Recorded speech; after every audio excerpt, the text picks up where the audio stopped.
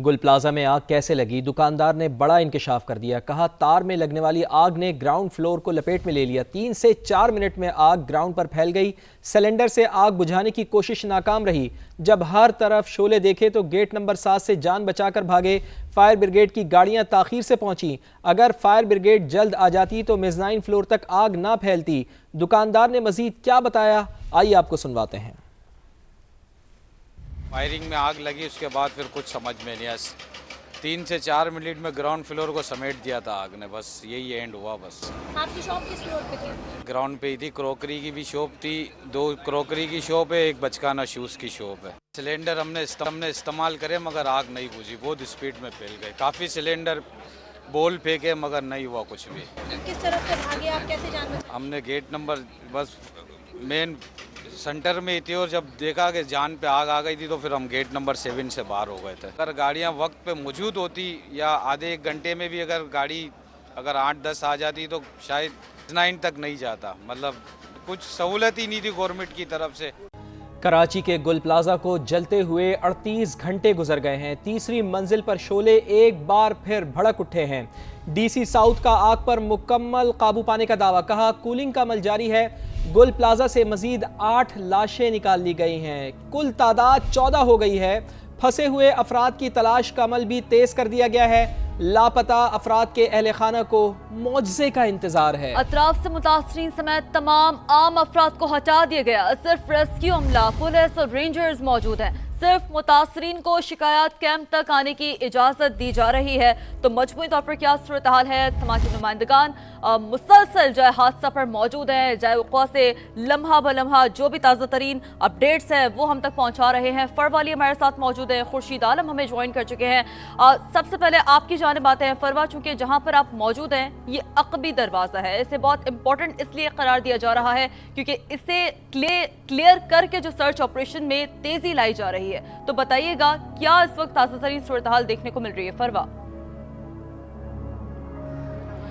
देखिए शीरी, जैसे कि अब सूरत हाल का सामना है, हमने पहले भी बताया था कि ट्रॉलर मंगवा लिए गए हैं जिसमें मलबा डाला जा रहा है और लगातार भिजवाए जा रहे हैं और ट्रॉलर और मज़ीद तलब किए जा रहे हैं। वो इसलिए कि ये लोग चाह रहे हैं कि यहाँ से तमाम जो मलबा है वो क्लियर और फिर वाज़े तौर पे सिचुएशन समझ में आए कि सर्च ऑपरेशन आखिर को करना कहाँ से। अच्छा, एक प्रॉब्लम और यहाँ पे आ रही है, वो ये है कि जो बिजली के तार हैं अब रेस्क्यू ऑपरेशन में वो सबसे ज़्यादा जो मुश्किलात हैं उसका सामना हो रहा है, जिसकी वजह से कि इलेक्ट्रिक की गाड़ी भी यहाँ मंगवा ली गई है और वो अभी स्टैंड बाय पे खड़ी है कि जब भी तारों से कोई प्रॉब्लम आती है तो फ़ौरन जो है वो उसका अमला मुतहर्रिक हो जाएगा। जबकि जो इमेजिनर, क्योंकि ये बैक साइड है और गेट नंबर 2 था ये गुल प्लाजा का, जो कि डीसी साउथ के बिल्कुल सामने था ऑफिस के, तो ये जो गली है उसके बीच में वो मिलाती है इमेजिनर रोड को, तो वो गली मुकम्मल तौर पर सील कर दी गई है और अगर कोई गलती से भी वहाँ से गुजरता है तो उसको अमले की जानिब से फ़ौरन ही हटाया जाता है। वो इसलिए कि बिल्डिंग गिरने का खदशा बहुत ज़्यादा हो गया है अब, क्योंकि जो शावल का काम है उससे मलबा जैसे जैसे हटाया जा रहा है तो इमारत की जो बुनियाद है वो हिलती नज़र आ रही है और हमें भी खासा महसूस हो रहा है। अंदर से आवाज़ें आना शुरू हो जाती हैं जब काम शुरू होता है। तो ये सिलसिला जारी रह रहा है। थोड़ी देर बाद ऑपरेशन थोड़ी देर के लिए रोकते भी हैं क्योंकि जो सिचुएशन है वो बहुत ज़्यादा ख़राब नज़र आती है। लोग बहुत ज़्यादा आगे आ जाते हैं जिनको पीछे किया जाता है। ख़ासकर ऐसे लोग मौजूद हैं जिनका इस मॉल से, इस जगह से कोई ताल्लुक़ ही नहीं है, ना उनकी कोई दुकान है, ना उनके कोई फैमिली मेम्बर्स अंदर हैं। और जब हम उससे पूछते हैं कि वो यहाँ क्यों मौजूद हैं तो वो कहते हैं कि हम देखने आए हैं कि यहाँ क्या हो रहा है।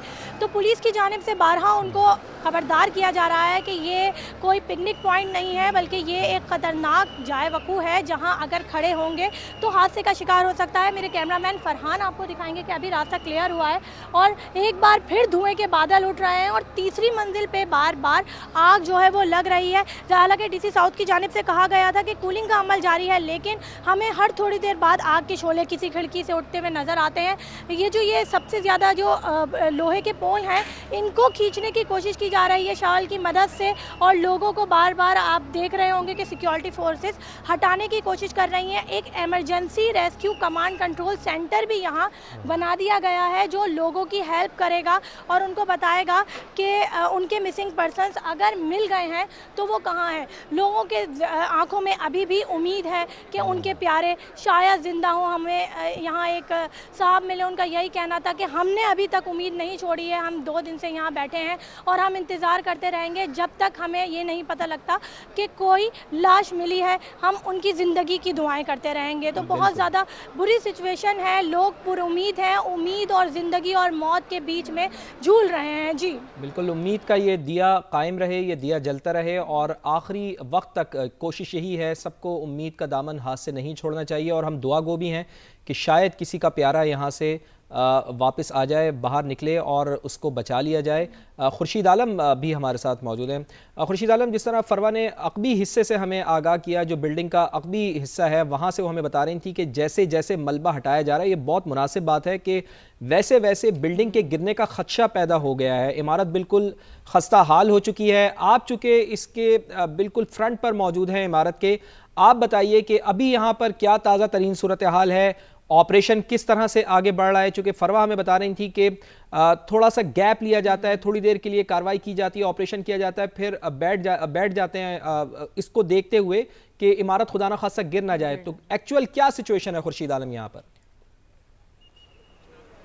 फवाद, यहाँ पर भी सूरत हाल ये है कि कूलिंग का अमल सामने से किया जा रहा है। यहाँ पे चूँकि रेड लाइन का काम भी जारी है, तो उस हवाले से हमने देखा है कि फ्रंट एलिवेशन का एक हिस्सा टूट चुका है। हमारे कैमरामैन इमरान आपको दिखाएंगे। और फ्रंट साइड से अंदर जाने का रास्ता नहीं है। स्नार्कल मौजूद है, वाटर टैंकर्स मौजूद हैं, उनकी मुतादिद गाड़ियाँ मौजूद हैं। धुआं अब भी यहाँ से निकलता हुआ नज़र आ रहा है और दीवारों पर जो दरारें पड़ गई हैं वो भी साफ़ नज़र आ रही हैं। यकीनन ये हिस्सा पूरी तौर पर, ये जो स्ट्रक्चर है, ये अब इस काबिल नहीं है कि इसको इस्तेमाल किया जाए।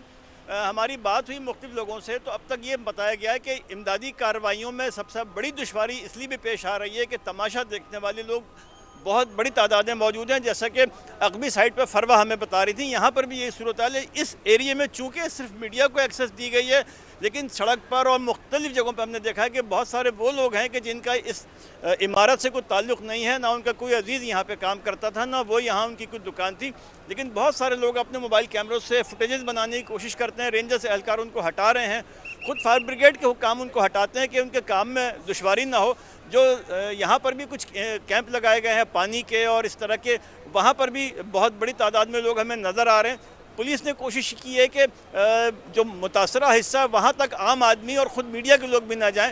खुद वो भी एहतियात कर रहे हैं, क्योंकि सामने का हिस्सा बहुत मखदूश हो चुका था और ये पहले दिन ही गिरा था, जिसके बाद यहाँ से अंदर जाने का रास्ता नहीं है। लेकिन बहुत सारे लोगों की उम्मीद यही है कि जो उनके प्यारे लापता हैं, शायद वो ज़िंदा हों और वो चंद घंटे बाद या थोड़ी देर के बाद मिल जाएं। जो 3 लाशें टुकड़ों में मिली थी, उनकी शनाख्त भी अभी तक नहीं हो सकी है। लेकिन मजमूई तौर पर एक गम, एक शोक की कैफियत है। और सबसे अहम बात यह कि अभी तक ये अंदाज़ा हम नहीं लगा सकते कि नुकसान की मालियत क्या है। यकीनी तौर पर जो मालियत अरबों रुपए की होगी, उसकी अदायगी तो किसी तरह हो जाएगी, वो उस नुकसान का इजाला यकीनन हो जाएगा। लेकिन जिनके प्यारे दुनिया से जा चुके हैं, उनकी वापसी नहीं हो सकती, उसका कोई इजाला नहीं हो सकता। जी रोज़ बात है, जो जिनके प्यारे जा चुके हैं उनका इजाला कौन करेगा? उनका इजाला नहीं हो सकता। लेकिन हमने इस तरह के सानेहात होते रहे, नहीं सीखा तो सबक नहीं सीखा। फरवा, एक दफ़ा फिर आपकी जानिब आना चाहेंगे।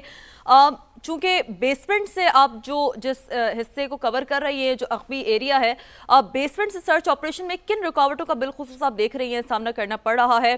और एक अहम तरीन बात कि यहाँ पर अगर खुदा न खास्ता